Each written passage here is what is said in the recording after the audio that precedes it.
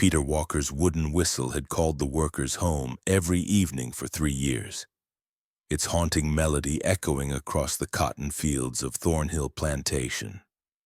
But on that September night in 1846, something impossible happened. The whistle blew its familiar tune while Peter lay unconscious in the slave quarters, witnessed by 12 terrified souls who swore they saw his body sleeping even as the sound pierced the darkness. When they ran to the fields, they found nothing but his whistle hanging from an oak tree, swaying violently, though the air was perfectly still. 3 days later, Peter vanished completely, and the whistle began to blow on its own every night at the exact same hour, a sound that would haunt Thornhill Plantation for generations. What happened in those cotton fields? Where did Peter Walker go? And why does his whistle still echo across land that's been silent for over a century? Before we carry on, please hit the subscribe button to make my day and let me know where you are watching from in the comments. The story of Peter Walker begins not with his disappearance, but with his arrival at Thornhill Plantation in the spring of 1843, when he was 24 years old and already marked by a life that had stolen his childhood before it had properly begun. He came to the plantation in chains alongside 17 other souls, purchased at auction in Mobile by Jeremiah Thornhill, a man whose wealth was measured in acres and human lives, whose ledgers contained names written in the same column as livestock and farming equipment. Peter had been born in Virginia, on a tobacco farm where his mother sang spirituals while she worked, her voice carrying across the fields like a prayer seeking heaven's ear. She had taught him those songs, taught him to read the stars, taught him that even in bondage there were moments when the soul could touch something beyond the reach of any master's whip. His mother's name was Grace, and she had died when Peter was 16. Her lungs finally giving out after years of breathing in tobacco dust and bearing the weight of sorrow that came with watching 3 of her children sold away before they reached their 10th birthdays. Peter had been the only one allowed to remain with her, though he never understood why the overseer had shown that particular mercy. If mercy was even the right word for being forced to witness your mother's slow deterioration while being powerless to ease her suffering. On the night she died, she had pressed something into his palm, her fingers trembling with the effort, her breath coming in shallow gasps that rattled in her chest like dried leaves in a winter wind. It was a wooden whistle, carved by Peter's father before he had been sold south when Peter was just 3 years old, small enough to hide in a closed fist, smooth from years of being handled, cherished, kept secret from the eyes of those who would take even this small comfort away.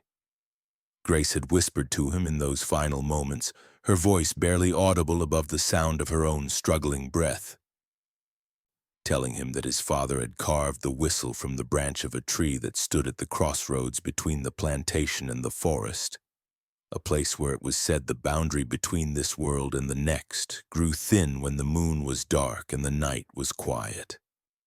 She told him that his father believed the whistle had power, that it could call out across distances that couldn't be measured in miles, that it could reach through the barriers that separated souls who loved each other, that it was a bridge between the world of the living and whatever lay beyond.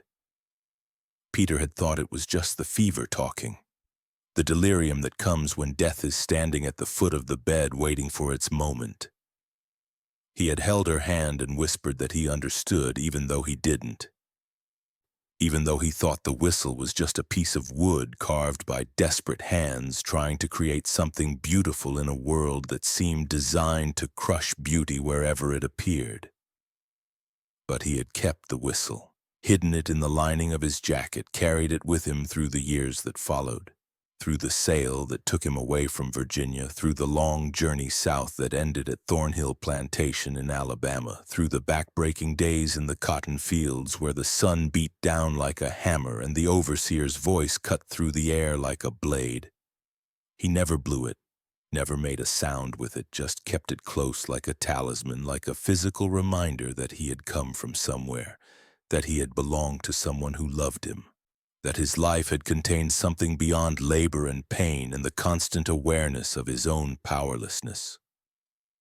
The whistle was a secret he shared with no one, a piece of his history that he guarded more carefully than he guarded his own safety. Thornhill Plantation sprawled across 2,000 acres of Alabama soil, its fields stretching toward horizons that seemed impossibly distant, its boundaries marked by forests thick with pine and oak, its heart dominated by the white-columned mansion where Jeremiah Thornhill lived with his wife Margaret and their 4 children. The slave quarters stood a quarter-mile from the main house, a collection of rough wooden cabins that housed the 83 souls who worked the land, who picked the cotton, who cooked the meals, who raised the children, who built and maintained the infrastructure of an enterprise designed to extract every possible ounce of profit from their labor. Peter had been assigned to the field crew immediately upon his arrival, his hands thrust into work that left them bleeding and calloused, his back bent over cotton plants for hours that stretched from dawn until the light began to fail, his body pushed to limits he hadn't known existed. The overseer at Thornhill was a man named Cyrus Blackwood, a rail-thin figure with eyes that seemed to have no color at all, just a pale gray that reflected nothing, revealed nothing, showed no trace of the humanity that supposedly resided behind them. Blackwood ran the plantation with the efficiency that Thornhill appreciated and rewarded, his methods brutal but effective. His willingness to use the whip legendary among the enslaved population, his presence enough to silence conversation and accelerate work pace even when he was just riding past on his horse.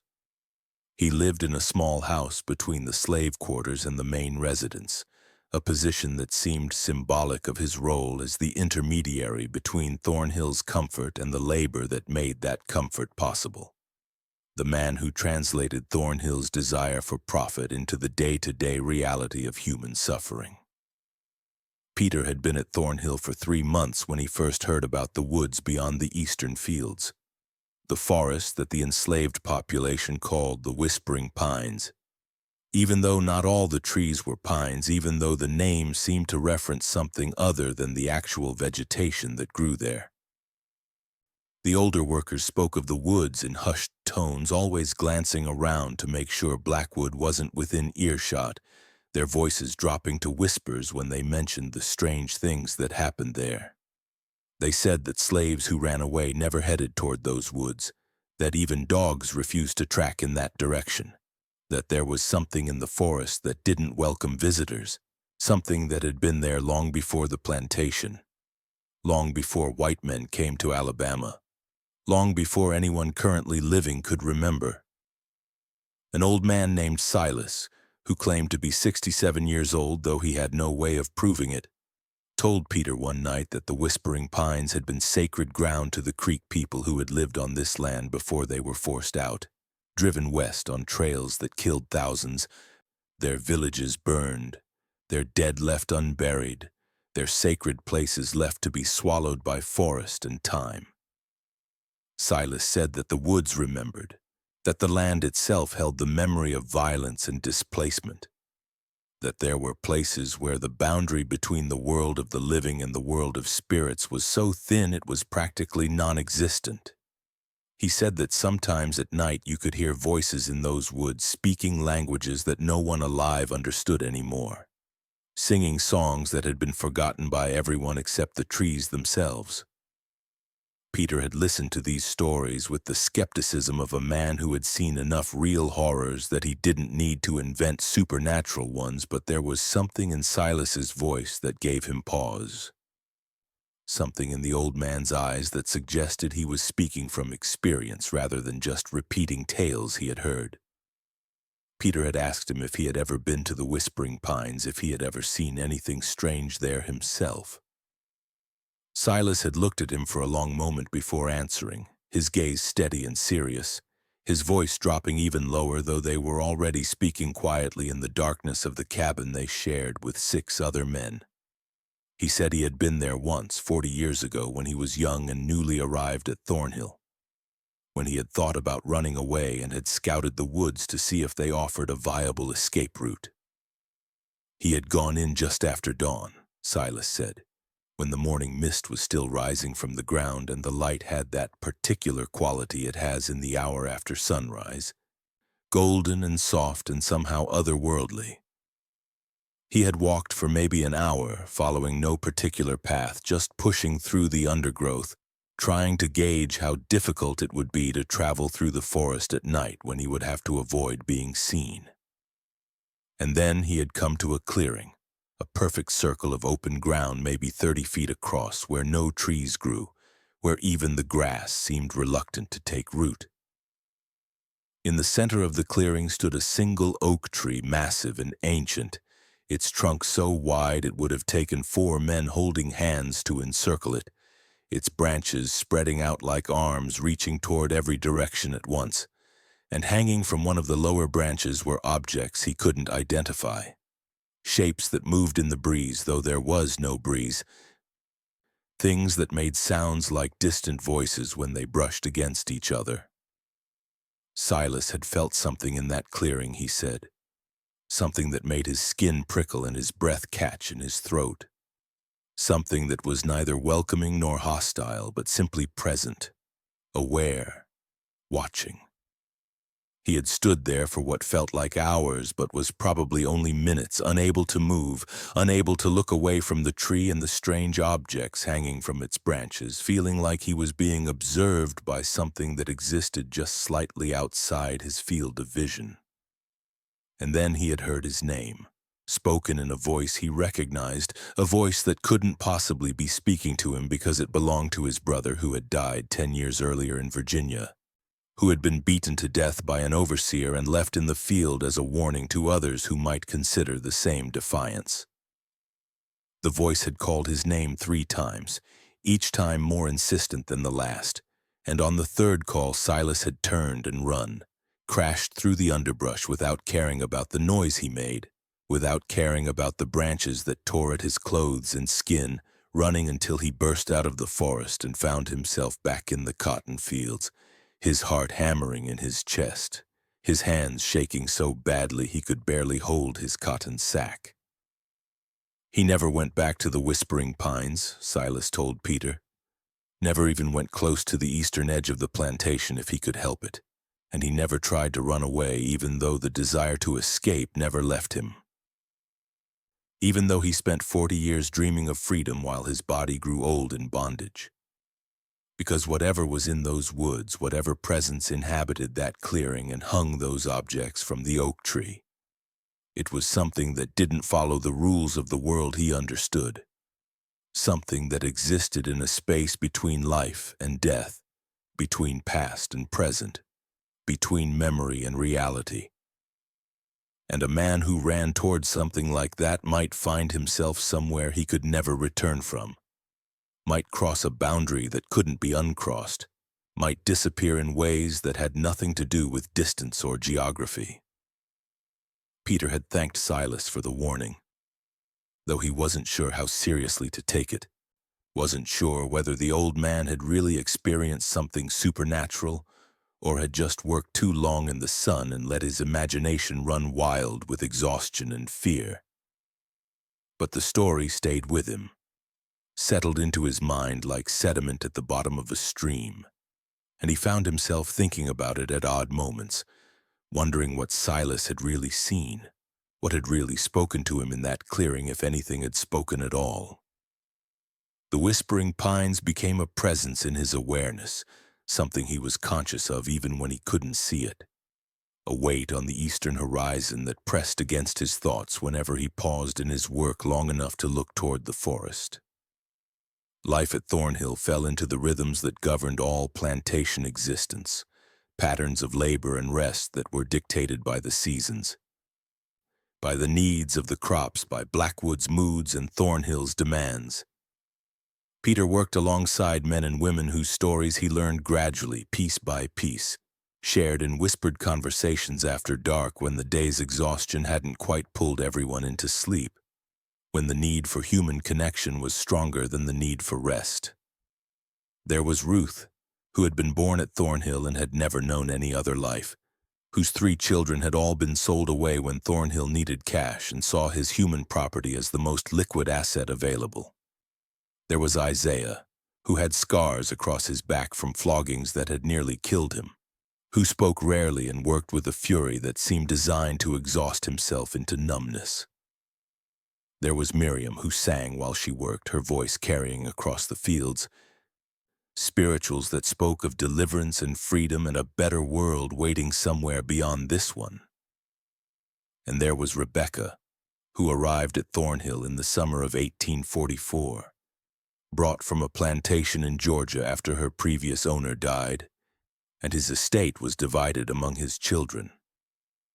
She was 22 years old, with eyes that held the intelligence and warmth that seemed impossible given the circumstances of her life, with hands that moved with grace even when they were performing the most mundane tasks, with a spirit that hadn't been completely crushed by the weight of her bondage. Peter had noticed her immediately, watched her from across the field, as she learned the rhythms of work at Thornhill, as she found her place in the social structure of the enslaved community, as she began to form relationships with the people who would become her family in the absence of the family she had been torn away from. They had spoken for the first time in the evening after a long day in the fields, both of them washing at the same water barrel behind the quarters, both exhausted and sore and grateful for the momentary relief that came with being still. Rebecca had asked him how long he had been at Thornhill, and he had told her. And then she had asked him where he came from before, and he had told her that too.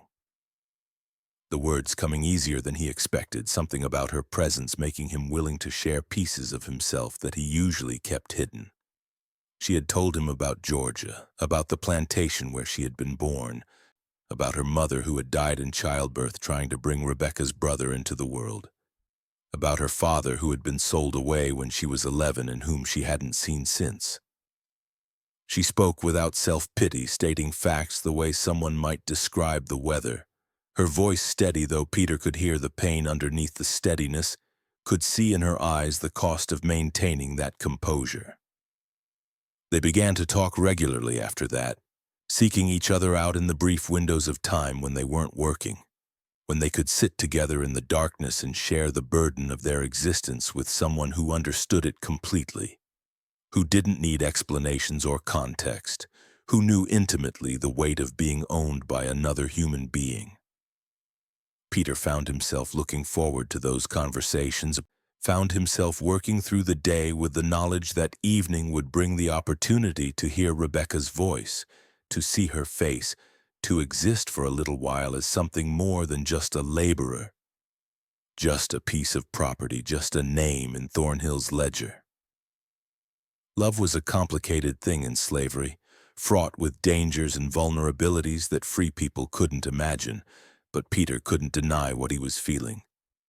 Couldn't pretend that Rebecca hadn't become something essential to his continued survival. A reason to endure that went beyond mere biological persistence. He told her about his mother eventually, told her about Grace and the song she had sung and the way she had died with his hand in hers. The words coming in a rush like water breaking through a dam. 20 years of grief finally finding someone who would hold it without judgment. And then he showed her the whistle, took it from its hiding place and placed it in her palm. Let her feel the smoothness of the wood, the weight of the history it carried, the love that had been carved into it by hands he had never known. Rebecca had held it carefully, reverently, turning it over in her fingers, examining the simple beauty of its construction, the way it had been shaped to fit comfortably in a hand, to be easily concealed, to survive the constant threat of discovery. She had asked him if it worked, if it made sound, and he had admitted that he didn't know, that he had never blown it, that some superstitious part of him was afraid of what might happen if he did. She had handed it back to him and told him that he should try it. That whatever it was his father had intended when he carved it, it was meant to be used, meant to make music, meant to call out into the world rather than remaining silent. Peter had looked at the whistle in his hand, this object that had survived so much, that had traveled so far, that represented the only physical connection he had to parents he barely remembered, to a history that had been systematically erased by the institution that owned him.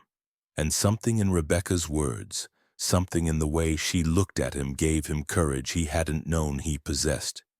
He had lifted the whistle to his lips and blown, half expecting nothing to happen, half expecting the wood to be too old or damaged to produce any sound. But the whistle had sung a pure, clear note that pierced the night air. A sound that seemed to carry further than it should have, that seemed to resonate with something deeper than just vibrating air, that hung in the darkness like a visible presence before slowly fading away. The sound had silenced the usual evening noises, the conversations and movements of people settling in for the night going quiet as everyone paused to identify this new element in their acoustic environment. For a moment, Peter had been terrified, convinced he had made a terrible mistake, convinced that Blackwood would appear demanding to know who had made that sound and for what purpose. But no one came. And gradually the normal sounds resumed, and Peter had looked at Rebecca to find her smiling, a real smile that reached her eyes, that transformed her face, that made him understand why he had fallen in love with her, even though love in their circumstances was an act of defiance against everything their lives represented. After that night, Peter began to blow the whistle regularly, using it to signal the end of the workday, to call people in from the fields when the light began to fail, and it was time to return to the quarters. The sound became a familiar part of the plantation's daily rhythm, something that marked the transition from labor to rest, from the public performance of subjugation to the private space where the enslaved community could be something closer to human.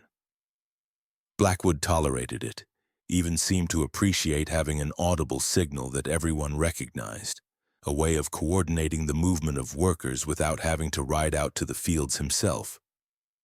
Thornhill probably never even noticed it, probably never thought about the fact that his property had developed its own systems of communication, its own small acts of autonomy within the larger framework of their bondage.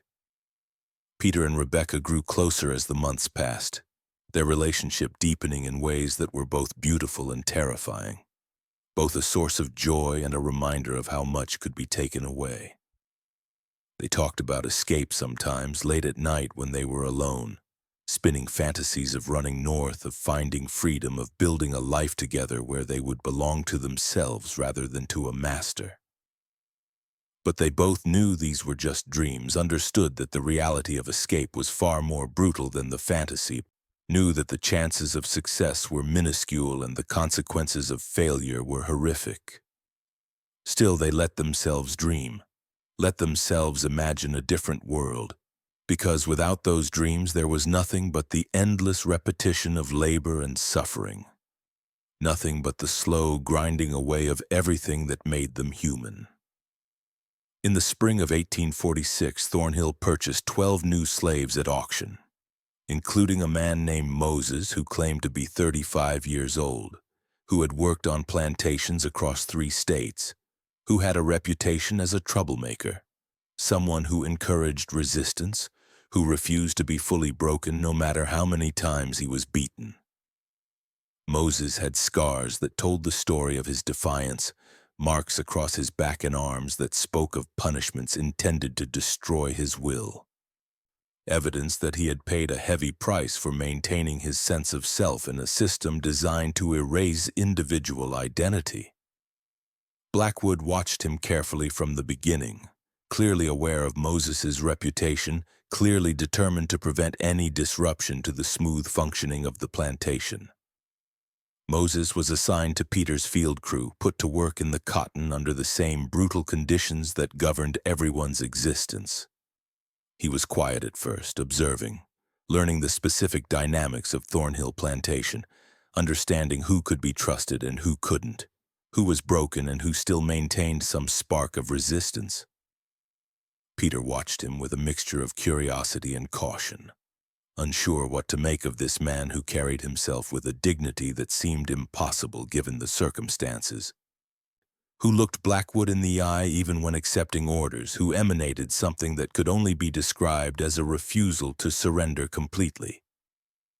They spoke for the first time a few weeks after Moses's arrival, working side by side in the cotton, their hands moving automatically through the motions they had performed countless times, their bodies bent in the postures that would eventually cripple them if they lived long enough. Moses had asked Peter about the whistle, said he had heard it every evening since he arrived, wondered what it meant, where it came from, why Blackwood allowed it. Peter had told him the story, edited for brevity, hitting the main points while leaving out some of the more personal details, the emotional weight that the whistle carried. Moses had listened without interrupting, his hands never stopping their work, his eyes scanning the field to make sure Blackwood wasn't approaching. When Peter finished, Moses had nodded slowly and said something that stuck with Peter long after the conversation ended. He said that every act of self-determination was an act of resistance, that even something as simple as blowing a whistle on your own terms rather than being told when to blow it was a way of asserting humanity in a system designed to deny it. He said that the masters understood this even if they didn't consciously acknowledge it, that they knew the difference between a slave who had been completely broken and a slave who still maintained some inner core of selfhood, that they could see which people were dangerous and which people were safe. And he said that Peter was dangerous, not in the sense of being physically threatening, but in the sense of being someone who had held on to something essential, something that couldn't be purchased or owned or controlled by the mechanisms of slavery. The whistle was more than just a signal, Moses said. It was a declaration, a daily reminder to everyone who heard it that Peter Walker existed as something more than just Thornhill's property. Peter had felt something shift in him when Moses spoke those words, felt something that had been sleeping wake up, felt the weight of possibilities he had been afraid to consider. He had never thought of himself as dangerous, had never thought of the whistle as anything more than a practical tool and a connection to his parents, had never considered that his small acts of autonomy might represent something larger, something that could ripple out beyond himself. But Moses's words planted a seed, made him start to think about what resistance actually meant, what forms it could take, what risks he was willing to accept in pursuit of something that resembled freedom, even if it couldn't be called freedom in any legal or practical sense. Rebecca noticed the change in him, commented on it one evening when they were sitting together behind the quarters, watching the stars emerge as the light faded from the sky. She said he seemed different, more present somehow, more alive in a way that she couldn't quite articulate. Peter had tried to explain what Moses had said, tried to convey the way those words had resonated with something deep inside him, but he struggled to find the right language, struggled to express something that was more feeling than thought, more intuition than logic. Rebecca had listened carefully, her hand finding his in the darkness, her fingers intertwining with his in a gesture that communicated more than words could. She told him to be careful, told him that she understood what he was feeling, but that she was also afraid of what it might lead to, afraid of what might happen if he let himself believe too much in the possibility of resistance. She reminded him of the consequences they had all witnessed, the public beatings and the bodies left as warnings and the people who had disappeared in the night and were never mentioned again. She said she couldn't bear to lose him, couldn't survive watching him destroyed by the same system that had destroyed so many others, that her love for him made her both brave and cowardly, both willing to fight for their future and desperate to protect what they had in the present. Peter had held her close, felt her heart beating against his chest, understood that she was right even as he felt the pull of something Moses had awakened in him, something that refused to be quiet anymore. The summer of 1846 was brutally hot. the sun beating down on the cotton fields with an intensity that made the air shimmer, that turned the work into something almost unbearable, that pushed bodies already operating at their limits into territory where collapse became a real possibility. 3 people died in the fields that summer, their hearts simply giving out under the combined stress of heat and exhaustion and malnutrition and the cumulative damage of years of brutal labor. Blackwood responded by pushing everyone harder, extracting more work from the survivors, making up for the loss of those 3 bodies by demanding that the remaining workers increase their output. The cruelty of it was stunning even by plantation standards, the way human death was treated as nothing more than an inconvenience, a logistical challenge to be solved through the application of more violence and more coercion. Moses began to talk more openly about resistance as the summer progressed, speaking in quiet tones during the brief rest periods they were allowed. During the evenings when they were back in the quarters, sharing thoughts and ideas that were dangerous simply by virtue of being spoken aloud. He talked about work slowdowns, subtle acts of sabotage that would be difficult to trace to any individual, ways of disrupting the smooth functioning of the plantation without triggering the kind of response that would result in mass punishment. He talked about the Underground Railroad, the network of people who helped escaped slaves travel north, the safe houses and secret routes that had carried thousands to freedom over the years. He talked about the possibility of rebellion, of violent uprising, though he acknowledged that the risks were enormous and the chances of success minimal. Peter listened to these conversations with mixed feelings, drawn to the ideas Moses was presenting, excited by the possibility of taking action rather than just enduring, but also aware of the very real dangers involved, aware of what would happen if they were discovered, aware that Rebecca's fears were entirely justified. He found himself caught between 2 opposing forces, the desire for freedom pulling him in one direction while the desire to protect what he had pulling him in another. It was an impossible position, a choice between surrendering completely to the system or risking everything in pursuit of something that might not even be achievable. And he spent sleepless nights trying to reconcile these conflicting impulses, trying to find a path forward that honored both his need for dignity and his love for Rebecca. And then, in late August, something happened that changed everything, that pushed Peter past the point where he could remain passive, where he could continue to survive without fighting. Blackwood decided that the field crews were being too slow. That production was falling behind where it needed to be to satisfy Thornhill's financial expectations, and he responded by instituting a new policy of public floggings for anyone whose cotton picking fell below a certain quota. The quotas were deliberately set high, impossibly high for many of the older workers and those who were dealing with injuries or illness, and the floggings began almost immediately, conducted in the evening after the workday ended, forcing everyone to watch as their friends and family members were tied to a post and beaten until their backs were bloody and raw. The first victim was Ruth, the woman who had already lost her 3 children to sale, who worked as hard as anyone despite being in her 50s, whose body was beginning to fail after decades of brutal labor. Blackwood had ordered 20 lashes, and Peter had been forced to stand there with everyone else, forced to watch as the whip cut into Ruth's back, forced to hear her cries and see the blood running down her skin, forced to bear witness to this public torture designed to terrorize them all into greater compliance. Something had broken inside Peter in that moment, some final protective barrier that had been keeping the full horror of their situation at a manageable distance, and he had felt rage flooding through him, pure and hot and undeniable. Rage at Blackwood and Thornhill and the entire system that made this possible. Rage at his own powerlessness. Rage at a world that could be so cruel and call it justice.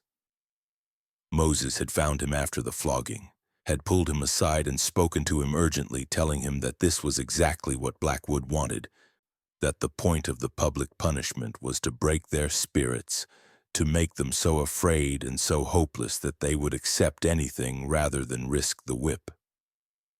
He said that giving into rage was understandable but dangerous, that rage without direction was just self-destruction, that what they needed was focus, planning, coordination. He said it was time to make a choice, time to decide whether they were going to continue to endure or whether they were going to fight. And he looked at Peter with eyes that demanded an answer, that refused to accept ambiguity or delay. Peter had told him he needed time to think, that he needed to talk to Rebekah, that he couldn't make this decision alone. Moses had nodded, said he understood, but also said that time was something they didn't have much of, that the situation was deteriorating, that waiting too long meant letting more people be destroyed while they debated what to do.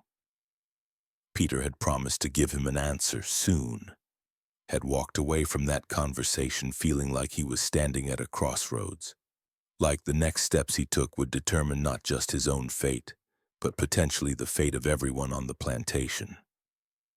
He found Rebekah in the cabin she shared with 5 other women, pulled her outside so they could talk privately. Told her everything Moses had said, everything he was feeling, everything he was being asked to decide. She had listened without interrupting, her face grave in the moonlight, her eyes reflecting a pain that went beyond words. When he finished, she had taken his hands in hers and told him that she knew what he was going to do, that she could see it in his eyes, that some part of him had already made the decision even if he hadn't consciously acknowledged it yet. She said she was afraid, terrified of losing him, terrified of what might happen if he took the path Moses was offering. But she also said she understood that she couldn't ask him to ignore what he was feeling, couldn't ask him to continue to passively accept atrocities just to keep her from worrying. Then she said something that surprised him, something he hadn't expected. She said she wanted to be part of whatever happened, that if he was going to resist, then she was going to resist alongside him, that they were in this together for better or worse, that love meant standing with someone even when standing with them was dangerous. Peter had tried to argue, had tried to tell her that she didn't need to put herself at risk, that he couldn't bear the thought of her being hurt because of his choices. But Rebekah had cut him off, had told him firmly that it wasn't his decision to make, that she had her own agency even within the constraints of slavery, that she was choosing this with full awareness of what it meant. And in that moment, Peter had understood that he loved her not despite her strength, but because of it, that she was his equal in every way that mattered, that whatever path they walked, they would walk together. Peter had gone to Moses the next day and told him he was in, that he would do whatever needed to be done, that he was ready to fight. Moses had smiled, the first real smile Peter had seen on his face, and had clasped Peter's hand in a gesture that felt like a covenant, like a binding agreement between souls rather than just a practical arrangement. He had told Peter that they would need to be smart, patient, that resistance wasn't about dramatic gestures that got everyone killed, but about systematic undermining of the plantation's functioning, about creating enough disruption that Thornhill's profits suffered while making it impossible for Blackwood to identify who was responsible. He said they would need to recruit others carefully, that not everyone could be trusted, that some people were too broken or too afraid or too loyal to the system to be reliable, that choosing the wrong person could get them all killed. Over the next few weeks, Peter and Moses began to build a network, approaching people one at a time, feeling them out carefully, presenting the ideas gradually, watching for reactions that would tell them whether someone could be trusted. They recruited Isaiah, whose scars and rage made him a natural ally. They recruited Miriam, whose spirituals had always contained coded messages about resistance and freedom. They recruited a man named Daniel who worked in the house and had access to information about Thornhill's business dealings, who could tell them when shipments were going out, when buyers were expected, when Thornhill would be away from the plantation. Slowly, carefully, they assembled a group of 12 people, men and women who had decided that survival wasn't enough anymore, who were willing to risk everything for a chance at something better. Their acts of resistance started small, almost invisible. Cotton that should have been picked was left on the plants.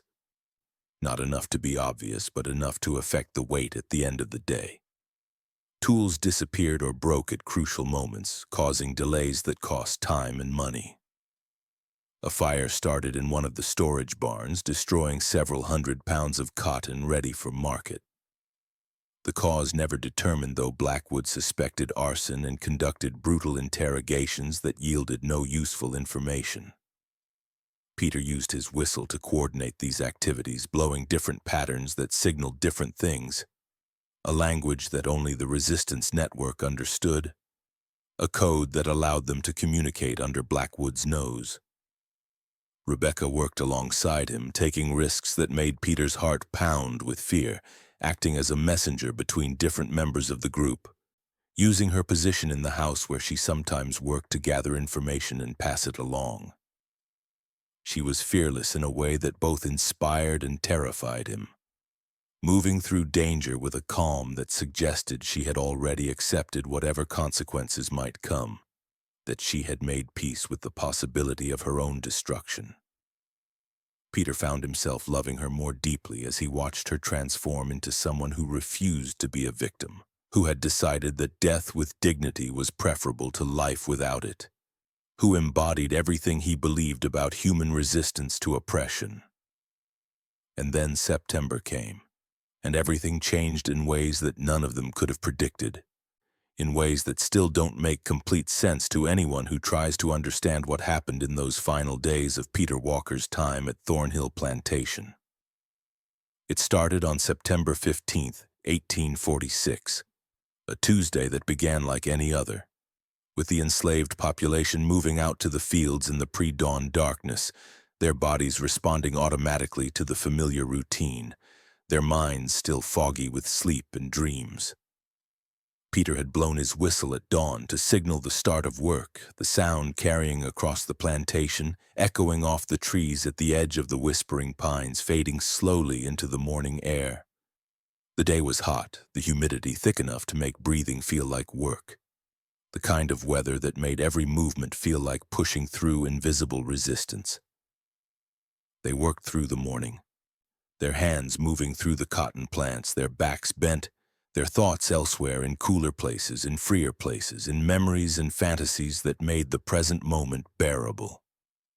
Blackwood rode out to the fields around midday, making his usual circuit, watching for any sign of reduced effort, any indication that someone was shirking their assigned labor. He paused near where Peter was working, sat on his horse looking down, his pale eyes sweeping across the field, calculating, assessing, looking for problems he could solve with punishment. Peter kept his head down, kept working, felt Blackwood's gaze on him like a physical weight, understood that the overseer was trying to intimidate him, trying to provoke some kind of reaction that would justify violence. But Peter gave him nothing, just continued picking cotton, his face blank, his movements steady, performing the role of the compliant slave even as he thought about the barn they were planning to sabotage that night. The tools they were planning to break, the small acts of resistance that were slowly accumulating into something significant. Blackwood eventually rode on, moving to another section of the field, and Peter felt the tension in his shoulders ease slightly. Isaiah, working nearby, caught his eye and gave him a barely perceptible nod, a gesture of solidarity, a reminder that he wasn't alone in this. The afternoon stretched on, the sun moving slowly across the sky, the heat becoming almost unbearable, people pausing occasionally to drink from water buckets, to wipe sweat from their faces, to steal moments of rest that they knew would cost them later when they had to make up the lost time. Peter thought about Rebecca, wondered what she was doing, hoped she was being careful, hoped their plans for that evening would go smoothly. And then around 4 in the afternoon, something strange happened. Peter felt dizzy suddenly, the world seeming to tilt, his vision going blurry at the edges, his legs becoming weak. He thought it was the heat at first, thought maybe he was more dehydrated than he realized, tried to steady himself by grabbing onto the cotton plant in front of him. But the dizziness intensified, became something more than just physical discomfort, became a sensation like he was being pulled in two directions at once, like something was tugging at him from inside, like his body and his consciousness were beginning to separate. He heard his mother's voice clear as day despite the fact that she had been dead for 8 years, calling his name the way she used to call it when he was a child, with love and urgency and a kind of sorrow that suggested she was trying to warn him about something. Peter looked around, trying to locate the source of the voice, trying to understand if he was hallucinating from heat stroke or if something else was happening. And that's when he saw it, at the edge of the field where the cotton plants gave way to scrub brush and then to the forest, a figure standing perfectly still, watching him. The figure was too far away to see clearly, just a dark shape against the tree line, but Peter felt certain it was watching him specifically. Felt its attention focused on him like a spotlight, felt something reaching out across the distance between them. He blinked, tried to clear his vision, and when he looked again, the figure was gone. Just empty space where it had been standing, just trees and shadows and the normal landscape of the plantation's boundary. Isaiah had noticed Peter's distress, had moved closer and was asking if he was all right, his voice concerned, his hand on Peter's arm providing physical support. Peter had tried to answer, had tried to say he was fine, but his tongue felt thick in his mouth, his words coming out slurred and confused, his thoughts scattering like birds startled into flight. The last thing he remembered clearly from that afternoon was falling, his knees hitting the ground, the cotton plants surrounding him like prison bars. Isaiah's face above him looking worried, and then everything went dark, consciousness sliding away like water through his fingers. He came to some time later, though he had no idea how much time had passed, found himself lying on the floor of his cabin with people gathered around him, their faces worried, their voices speaking in urgent tones. Rebecca was there, kneeling beside him, her hand on his forehead, her eyes wide with fear. Silas was there too, the old man who had told him about the whispering pines, looking at him with an expression Peter couldn't quite read. Something that might have been recognition or might have been dread. Someone was saying that Peter had been unconscious for hours, that they had carried him back from the fields, that they had been afraid he might die from whatever had struck him down. Peter had tried to sit up, but his body didn't seem to want to cooperate. Felt distant and unresponsive, felt like it belonged to someone else. He had asked what time it was, and Rebecca had told him it was past sunset, that the workday had ended, that everyone had returned to the quarters. Past sunset. That meant he should have blown the whistle to call people in from the fields, should have performed that daily ritual that had become so much a part of the plantation's routine. He had tried to reach for his whistle, had patted his pocket where he always kept it, but it wasn't there. He had asked Rebecca where it was, his voice coming out weak and strange, and she had told him that Isaiah had it, that he had taken it from Peter when he collapsed so it wouldn't be lost or broken. Peter had called for Isaiah, who had come forward from the back of the cabin, the whistle in his hand, holding it out to Peter like an offering. Peter had taken it, felt the familiar smoothness of the wood, felt the connection to his parents and his history and everything he was fighting for. And then someone, he couldn't remember who, had asked if Peter had heard it, if he had heard the whistle blowing while he was unconscious, while he was lying here on the cabin floor surrounded by people who were certain he was dying. Peter had looked at them confused, had asked what they were talking about, and that's when multiple voices had started speaking at once, everyone trying to explain what they had witnessed, what they had all heard. They said that the whistle had blown at sunset, at the exact time it always blew, the familiar melody carrying across the plantation. Calling people in from the fields, they said that everyone had heard it, that it had sounded exactly the way it always sounded, that nothing had seemed unusual about it. And then someone had mentioned that the sound came from the fields, from the eastern fields near the whispering pines, and people had wondered why Peter was blowing the whistle from there when he usually blew it from near the quarters. And that's when they realized that Peter couldn't have been blowing the whistle, that he was unconscious in the cabin, that it was impossible for him to be in two places at once. Some of them had run toward the sound, had gone to the eastern fields to investigate, and they had found Peter's whistle, hanging from a low branch of the oak tree that marked the boundary between the plantation and the forest, swaying back and forth though there was no wind, still making the faintest sound as it moved, like the echo of the melody it had just played. But Peter was holding the whistle now. He could feel it in his hand. So how could it have been hanging from a tree in the fields? He had asked Isaiah if he was sure he had taken the whistle from Peter's pocket, and Isaiah had sworn that he had felt it there when he was checking to see if Peter was injured, that he had removed it for safekeeping. But then how had it gotten to the tree? How had it blown while Peter was unconscious? The questions multiplied faster than the answers, the logic of the situation breaking down, the normal rules of cause and effect seeming to fail. Silas had spoken then, his old voice cutting through the confused conversation, saying that he had told Peter about the whispering pines, that he had warned him there were things in those woods that didn't follow natural laws, that there were boundaries in that place between the world of the living and the world of the dead, between past and present, between what was and what might be. He said that Peter's whistle was calling out to something, or something was calling through Peter's whistle, that the boundary was thinning, that Peter needed to be careful because whatever was happening was just beginning, not ending. Peter had lain there listening to all of this, his head pounding, his body weak, his mind trying to process information that didn't make sense no matter how he approached it. He had thought about the figure he had seen at the edge of the field before he collapsed, about his mother's voice calling his name, about the dizzy sensation of being pulled in two directions.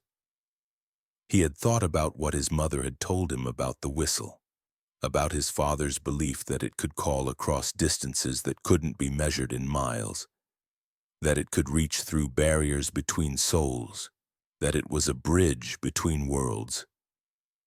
At the time, he had thought it was just fever talk, delirium from a dying woman. But what if it hadn't been? What if there was something to his father's beliefs? What if the whistle really did have some kind of power that existed outside normal understanding?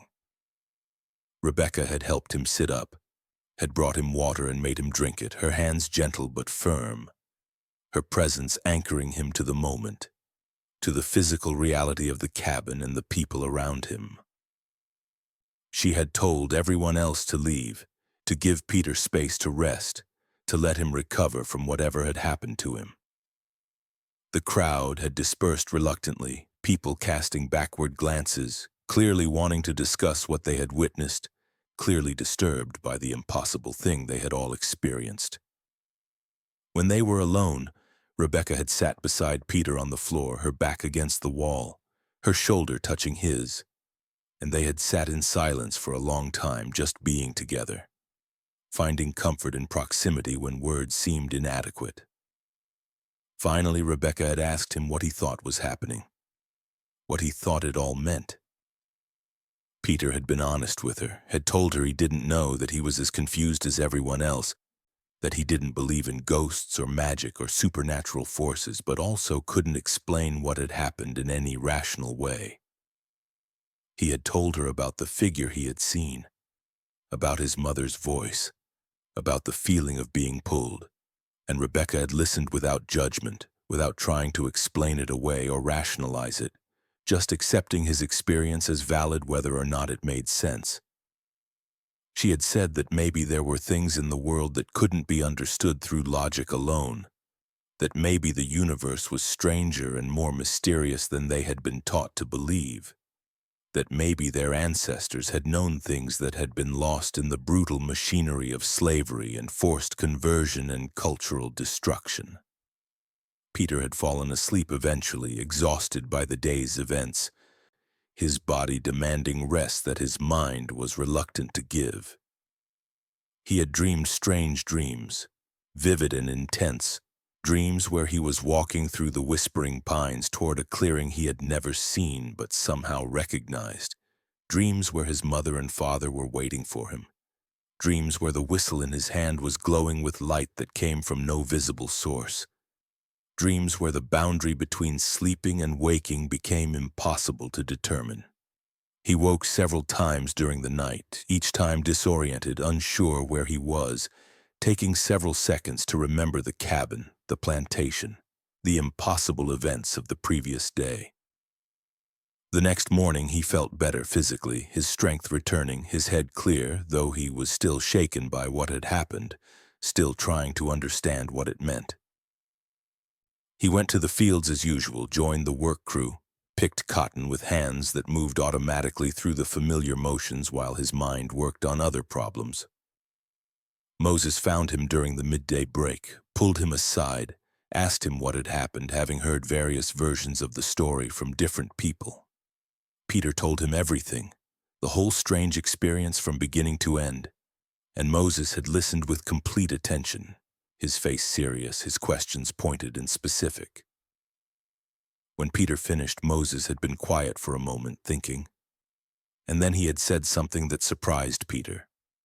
He said that maybe this was a sign, that maybe whatever had happened was trying to tell them something, that maybe they needed to pay attention to what the universe was offering them. He said that in the resistance network they were building, they needed every advantage they could get, needed to use every tool available, and if there was something supernatural or unexplainable happening around Peter's whistle, then maybe that was a tool they should consider how to use. Peter had felt uncomfortable with this interpretation, had felt like Moses was trying to weaponize something sacred, something connected to his parents and his history, but he also understood the logic. Understood that in their situation they couldn't afford to ignore potential advantages no matter how strange or unsettling they might be. Over the next 2 days, things seemed to return to normal. Peter went to work, came back, blew his whistle at sunset to call people in from the fields, talked with Rebecca, planned sabotage operations with Moses, lived the same life he had been living before the strange events of September 15th. But he felt different, changed in ways he couldn't quite articulate, aware of something that had been invisible before, sensitive to currents in the world that he had never noticed. He found himself looking toward the whispering pines more often, found himself thinking about Silas's warning, about his mother's voice calling his name, about the figure he had seen at the edge of the field. And then, on the evening of September 18th, it happened again, but worse this time, more dramatic, more impossible, more terrifying. Peter had been in the cabin after supper, sitting with Rebecca and several others, talking quietly about nothing in particular, just passing time before sleep. He had felt fine, no warning signs, no premonition of what was about to occur. And then from outside, from the direction of the fields, they heard it. Peter's whistle, playing the sunset melody, the familiar tune that everyone on the plantation recognized, calling people in from fields that were already empty, calling people who were already home. Everyone in the cabin had frozen, their conversations stopping mid-sentence, their faces turning toward Peter, who was sitting right there in front of them, who had his whistle in his pocket, who clearly wasn't blowing anything. The sound continued, clear and unmistakable, carrying across the plantation, echoing off the buildings and the trees, impossible and undeniable. Peter had pulled his whistle from his pocket, held it up so everyone could see it, proof that he wasn't the source of the sound they were hearing, evidence that something impossible was happening again. People had started running outside, had rushed toward the sound, and Peter had followed, Rebecca at his side, his heart pounding, his mind racing through possibilities and explanations that all dissolved as soon as he examined them. They had run through the darkness toward the eastern fields, following the sound of the whistle, a crowd of frightened people trying to understand what they were experiencing. And when they reached the edge of the field near the whispering pines, they had found Peter's whistle again, hanging from the same oak tree where it had been found before, swaying violently though the air was completely still, playing its melody though no lips were touching it, though no breath was moving through it, though every law of physics said it should be silent. Silas had been there too, having followed the crowd, and he had walked up to the tree slowly, his movements careful, his face showing both fear and something that looked like reverence. He had reached up toward the whistle, and as his hand got close, the sound had stopped abruptly, the whistle going silent, just hanging there on the branch like any ordinary object. Silas had taken it down, had held it in his hand for a moment, and then he had walked over to Peter and given it to him without saying a word, just placed it in Peter's palm and looked at him with eyes that said more than words could. Peter had taken the whistle, felt it warm in his hand, warmer than it should have been from just hanging on a tree branch, and he had known with absolute certainty that something was calling him, that the whispering pines wanted something from him, that he was going to have to go into those woods whether he wanted to or not. He said as much to Rebecca later that night, lying in the darkness of her cabin, holding her close, feeling her breath on his neck, her arms around him. He told her that he thought the forest was calling him, that whatever his father had carved into the whistle was responding to something in those woods, that he was going to have to go and see what it was, that he didn't have a choice anymore. Rebecca had argued, had told him it was too dangerous, that Silas had warned him about the whispering pines, that people who went into those woods didn't always come back. But Peter had been firm, had told her that he felt like this was important, that this was connected to something bigger than just him, that maybe his father had known this would happen somehow, that maybe the whistle was meant to lead him to something he needed to find. Rebecca had finally agreed on the condition that he wouldn't go alone, that she would come with him, that they would face whatever was in those woods together. Peter had tried to refuse, had tried to tell her it was his burden to bear, but Rebecca had reminded him that they had made a commitment to each other, that they faced things together, that he didn't get to protect her by excluding her from danger. And so they had made a plan, had decided they would go into the whispering pines the next night, after dark, when they were less likely to be seen, when the boundary between the worlds was supposedly at its thinnest. They told Moses what they were planning, and he had tried to talk them out of it, had told them it was foolish, that they were risking everything based on supernatural events that might have rational explanations they just hadn't thought of yet. But when he saw they were determined, he had switched tactics, had told them to be careful, had made them promise to come back, had said that the resistance network needed Peter, that they couldn't afford to lose him to whatever was in those woods. Peter had promised they would return, though privately he wasn't sure he could keep that promise. Wasn't sure what they were walking into, wasn't sure if the whispering pines would let them leave once they entered. The next night, September 19th, Peter and Rebecca waited until everyone else was asleep, then slipped out of the quarters quietly, moving like shadows across the plantation, heading toward the eastern fields, toward the whispering pines, toward whatever destiny the whistle was calling them to. The moon was dark that night, just a sliver in the sky, and the stars provided barely enough light to see by, making their journey slow and cautious, every sound amplified in the darkness, every rustling branch a potential threat. They reached the edge of the fields and paused, looking at the tree line, at the darkness beneath the canopy, at the boundary they were about to cross. Peter had pulled out his whistle, had held it up in the faint starlight, looking at it one more time before they proceeded, wondering what his father had known when he carved it. wondering what his mother had known when she gave it to him with her dying breath, wondering if this moment had been waiting for him all along, written into his fate long before he was born. And then he had put the whistle to his lips and blown, sending that pure, clear note out into the night, into the forest, announcing their presence, accepting whatever invitation was being offered. The sound had echoed through the trees, had seemed to resonate with something deep in the forest, had been answered by other sounds, by what might have been wind or might have been voices, by rustling and movement that seemed to come from everywhere at once.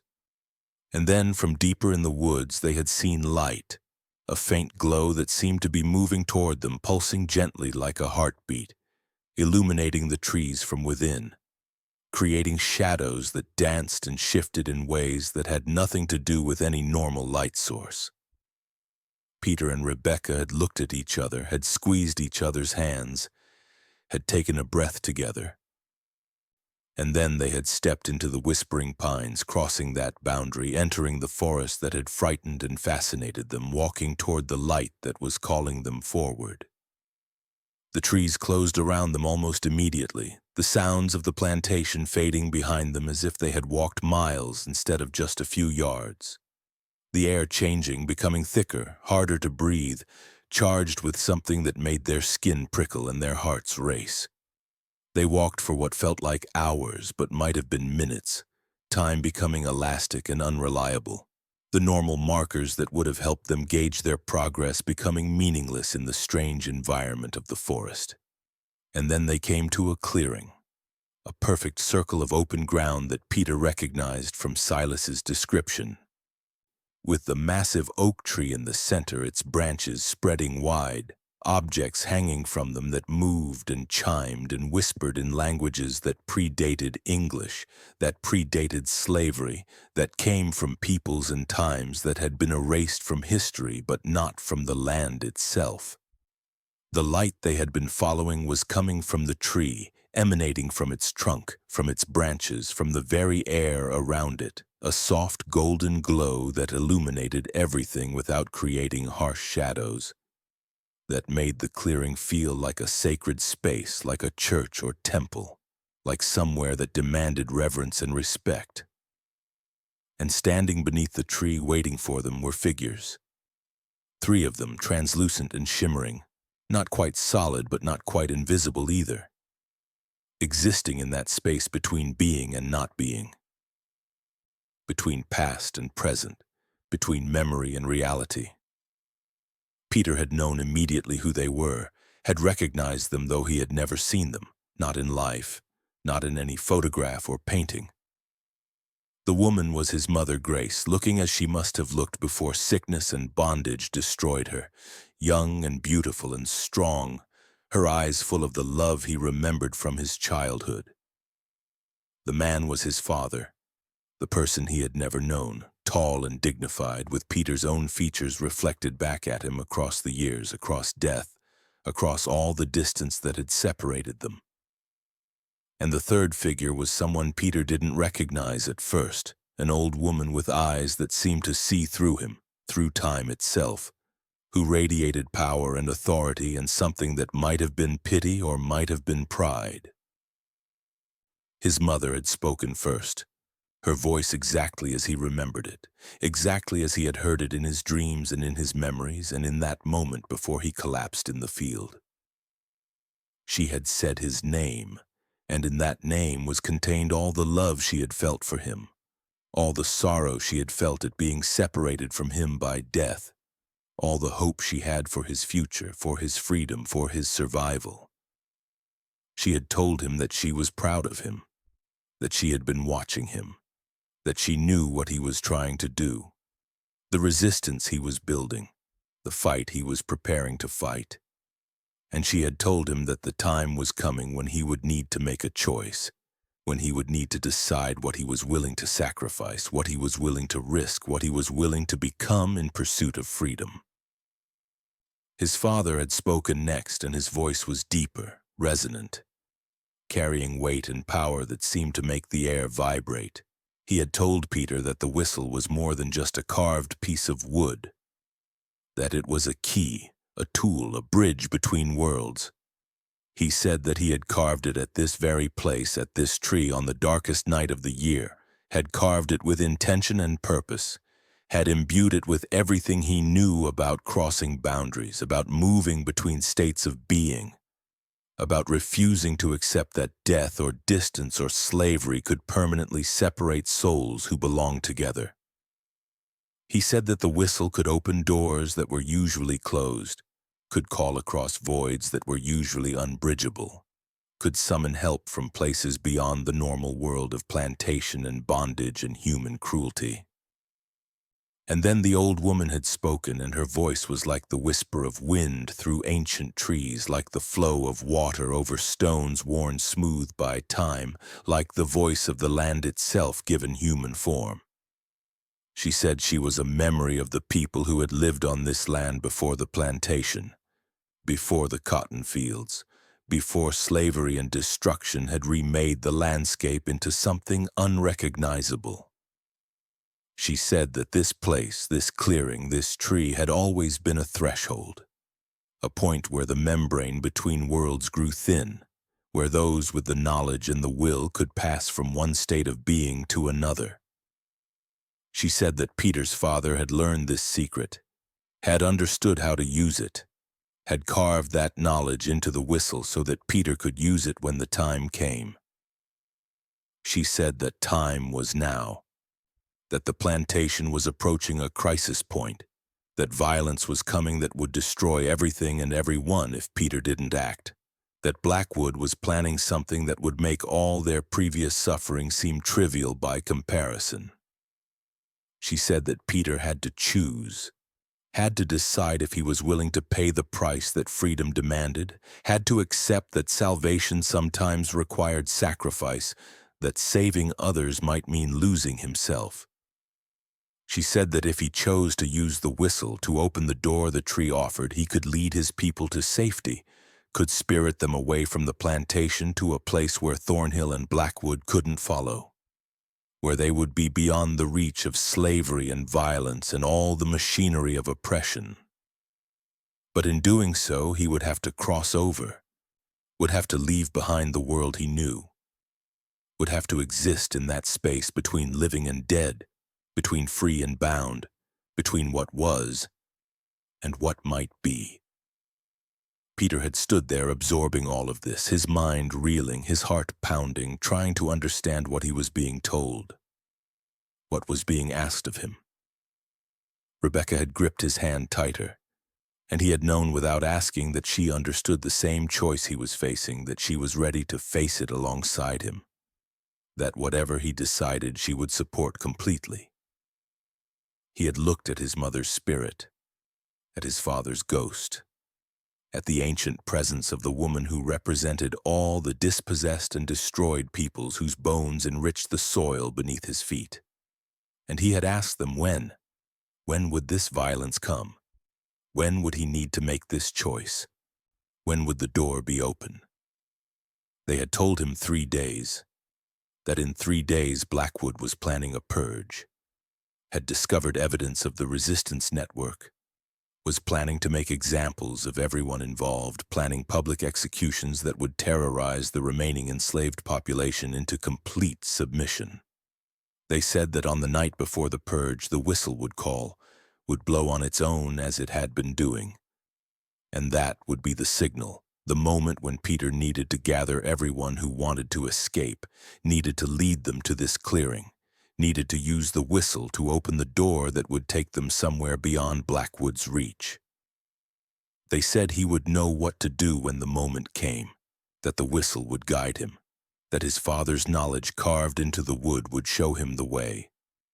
And then, as suddenly as they had appeared, the figures began to fade, the light dimming, the clearing returning to normal darkness, the spell or vision or whatever it had been releasing its hold on reality. Peter had called out to his mother, had tried to ask more questions, had wanted just a few more moments with her spirit, but she was already gone, dissolved back into whatever realm the dead inhabited, leaving him and Rebecca alone in the clearing with just the tree and the hanging objects and the weight of the choice they had been given. They had made their way back to the plantation slowly, neither of them speaking, both lost in their own thoughts, trying to process what they had experienced, trying to decide what it meant, trying to figure out what they were going to do. By the time they reached the quarters, dawn was beginning to break, the sky lightening in the east, and they had to slip into their respective cabins quickly before people started waking up for the workday. Peter had lain in his bed, exhausted but unable to sleep, replaying the conversation in the clearing over and over, wondering if it had been real or if he had experienced some kind of shared hallucination with Rebecca. If the stress and fear and desperation of their situation had created visions that felt real but were just products of their own minds seeking hope in an hopeless situation. But he had the whistle in his hand, and it was warm, warmer than it should have been, and he could feel something in it, some presence or power or purpose that hadn't been there before, or that he hadn't been able to perceive before. And he knew, with a certainty that bypassed logic and doubt, that what had happened in the clearing was real, that his parents had truly spoken to him, that he had been given a choice and 3 days to make it, that everything was about to change in ways that would test everything he believed about himself and the world. He told Moses the next day, told him everything that had happened in the Whispering Pines, everything the spirits had said, everything about the choice and the doorway and the 3 days they had before violence came.